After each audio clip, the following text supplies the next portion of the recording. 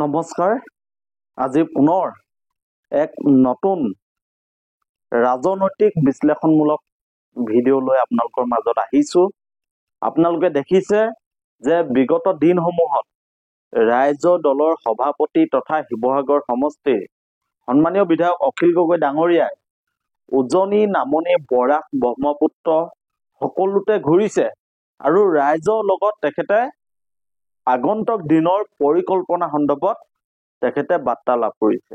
ৰাইজৰ লগত তেখেতে কথা পাতিছে আৰু ৰাইজৰ দলৰ অনাগত দিনৰ ভৱিষ্যতৰ কথা, ৰাইজৰ দলৰ যি পৰিকল্পনা, ৰাইজৰ দলে কেনেকৈনো নতুন অসম গঢ়িব, এই কথাখিনি গাঁৱে গাঁৱে ৰাইজৰ চোতালে চোতালে গৈ অখিল গগৈ ডাঙৰীয়াই বুজাবলৈ চেষ্টা কৰিছে।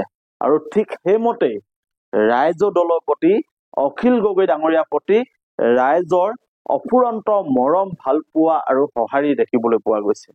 এয়া চাওক, উত্তৰ অসমৰ ধেমাজি জিলাৰ চিচিবৰগাঁও চিপানী পঞ্চায়ত অন্তৰ্গত শান্তিপুৰ কোঁৱগাঁও ৰাইজৰ দৃশ্য।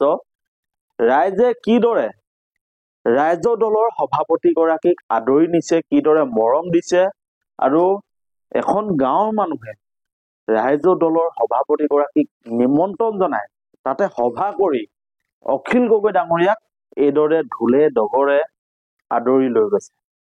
আৰু সেই সভাতে ৰাইজৰ দলৰ সভাপতিগৰাকীয়ে অংশগ্ৰহণ কৰি ৰাইজৰ দলৰ অনাগত দিনৰ ভৱিষ্যতৰ কথা তেখেতে ৰাইজৰ আগত ব্যক্ত কৰিছে।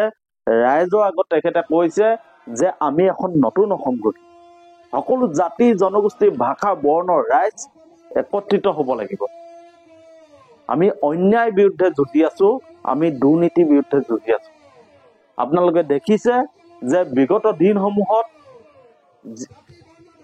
যিদৰে পঞ্চায়তসমূহত দুৰ্নীতি হৈছে, যিধৰণে বৰ্তমানৰ চৰকাৰখনে স্বত্বাধিকাৰীৰ পৰিৱৰ্তে হিতাধিকাৰী সৃষ্টি কৰি এক অৰাজক পৰিৱেশ সৃষ্টি কৰি ৰাখিছে, সেই সময়ত ৰাইজৰ মাজলৈ অখিল গগৈ ডাঙৰীয়াই এখন নতুন অসম গঢ়াৰ পৰিকল্পনা লৈ গৈছে। আৰু অখিল গগৈ ডাঙৰীয়াই কৈছে যে সকলো মানুহৰ সম অধিকাৰ, সমমৰ্যাদা আৰু সমবিকাশৰ সুযোগ থাকে, যাতে সকলো মানুহে সমমৰ্যাদাৰে জীয়াই থাকিব পাৰে, সকলো জাতি জনগোষ্ঠী একত্ৰিত হৈ এখন যাতে নতুন অসম গঢ়িব পাৰি, যিখন অসমত আমাৰ অসমৰ যুৱক যুৱতীয়ে বহিৰাজ্যত গৈ কৰ্মৰত অৱস্থাত থাকিবলগীয়া নহয়। বহিৰাজ্যত যিসকল আমাৰ অসমৰ যুৱক যুৱতী আছে, তেখেতলোকে আমাৰ অসমলৈ ঘূৰি আহি অসমতে যাতে কৰ্ম সংস্থাপন পায়। আপোনালোকে দেখিছে যে 5,000 চাকৰিৰ কাৰণে 12 লাখ নিবনুৱা যুৱক যুৱতীয়ে এতিয়া আবেদন কৰিবলগীয়া হয়। এই পৰিৱেশ যাতে নোহোৱা হয়, অখিল গগৈ ডাঙৰীয়াই সকলো যুৱক যুৱতী, নিবনুৱা যুৱকসকলক একত্ৰিত কৰি নিবনুৱা প্ৰতিটো পৰিয়ালক সংস্থাপন দিবৰ কাৰণে এখন নতুন অসমৰ পৰিকল্পনা কৰিছে। আৰু সভাই সমিতিয়ে অখিল গগৈ ডাঙৰীয়াই কৈ আছে যে আমাৰ অসমখন কৃষি প্ৰধান ৰাজ্য।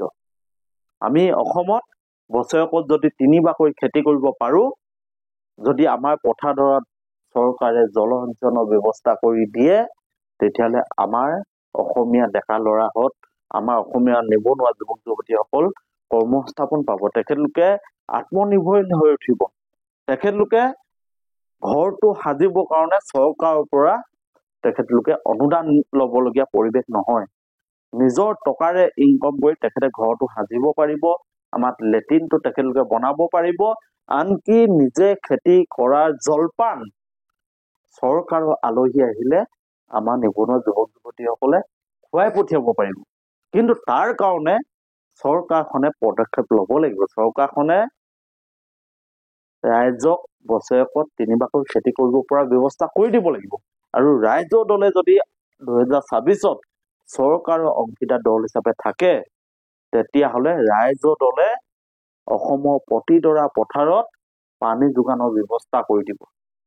বছৰেকত 3 বাৰকৈ খেতি কৰিব পৰাকৈ অসমীয়া যুৱক যুৱতীসকলক, অসমৰ কৃষকসকলক সুবিধা কৰি দিব আৰু সকলোকে কৰ্মমুখী কৰি তুলিব। আমাৰ গাঁও অঞ্চলসমূহত সৰু সৰু উদ্যোগ ৰাইজৰ দলে গঢ়ি তুলিব।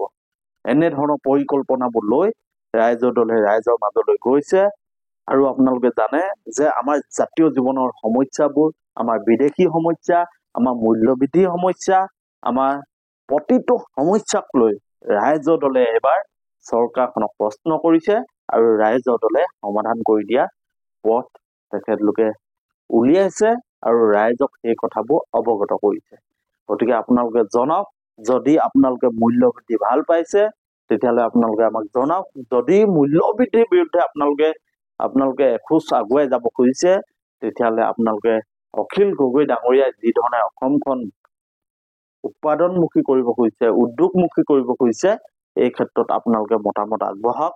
আপোনালোকক আমি সুধিব খুজিছো যে বৰ্তমান বিজেপি চৰকাৰখনে যি ধৰণে আঁচনিৰ ওপৰত আঁচনি তেখেতলোকে ৰাইজক দিয়া কথা কৈ থাকে, কেৱল নিৰ্বাচন আহিলে আৰু নিৰ্বাচন যোৱাৰ পিছত সেই আঁচনিবোৰ কিয় ফটুকাৰ ফেন হয়।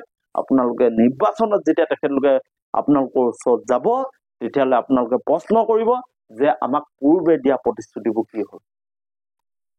আজি লাখপতি বাইদেউৰ নামত 10,000 টকাকৈ আমাৰ আইসকলক, আমাৰ খুৰীসকলক দিয়া কথা আছিল, কিন্তু দিলেনে?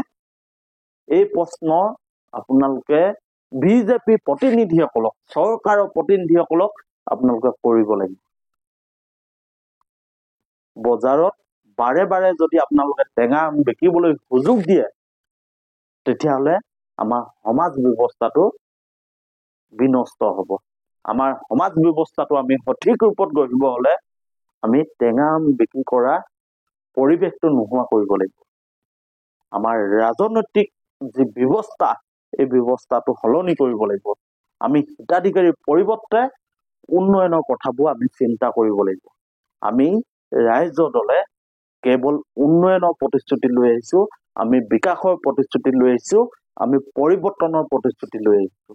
আমি আমাৰ গাঁৱৰ অঞ্চলসমূহ, যিসমূহ অঞ্চল আজিও স্বাধীনতাৰ ৭৫ বছৰ অতিক্ৰম কৰাৰ পিছতো উন্নয়নৰ মুখ দেখা নাই, সেই অঞ্চলসমূহ আমি উন্নয়নৰ দিশে আগুৱাই নিবৰ কাৰণে খুজিছো। আপোনালোকে দেখিছে যে প্ৰতিটো অঞ্চল আজিও যি ধৰণে উন্নয়নমুখী হ'ব লাগে সেই উন্নয়নৰ পৰা বঞ্চিত হ'বলগীয়া হৈছে। কাৰণ আমাৰ বিভিন্ন ৰাজনৈতিক দলৰ নেতা কৰ্মীসকলে দুৰ্নীতিত নিমজ্জিত হৈ থাকে। গতিকে দুৰ্নীতিক আমি উৎখাত কৰিব লাগিব। আমি নতুন প্ৰজন্মৰ বাবে আমি বাট মুকলি কৰিব লাগিব আৰু এখন নতুন অসম আমি গঢ়িব লাগিব। আমি আমাৰ স্ক্ৰীণত দেখাই আছো, চাওক, অখিল গগৈ ডাঙৰীয়াৰ প্ৰতি ৰাইজৰ মৰম, আস্থা, ভালপোৱা, এই ভালপোৱাখিনিকে লৈ তেখেতে নতুন অসম গঢ়াৰ পৰিকল্পনা কৰিছে আৰু প্ৰতিটো জাতি, জনগোষ্ঠী, ভাষা, বৰ্ণ মানুহক একত্ৰিত কৰি তেখেতে নতুন অসমৰ পৰিকল্পনা কৰিছে। গতিকে আপোনালোকে আপোনালোকৰ মতামতসমূহ জনাওক। আপোনালোকে কিদৰে ৰাইজৰ দলৰ সভাপতিগৰাকীক আপোন কৰিব খোজে। আপোনালোকে এবাৰ ৰাইজৰ দলক সুযোগ দিয়ক, এবাৰ আপোনালোকে নতুনক বাট মুকলি কৰি দিয়ক। আপোনালোকে চাওক যে আমাৰ অসমত, যিখন অসমক আমি সোণৰ অসম বুলি কওঁ, সঁচা অৰ্থত আমাৰ সোণৰ অসমখন আমি ঘূৰাই পাম।